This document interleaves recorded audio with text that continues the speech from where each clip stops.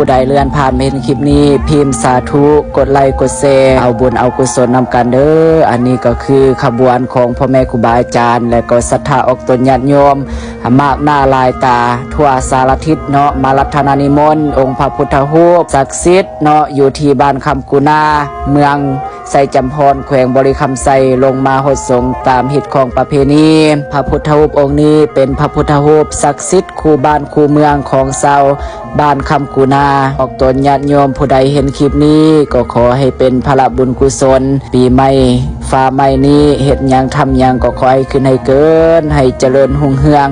เฮ็ดหน้าที่การงานธุรกิจอันใดว่าก็ดีก็ขอให้ซื้อใดขายมานให้อยู่ดีมีแฮงบ่ให้คล้องบ่ให้ค่าปีใหม่นี้เดินทางไปใต้มาเหนือก็ขอให้บุญรักษาเทวดาปกป้อง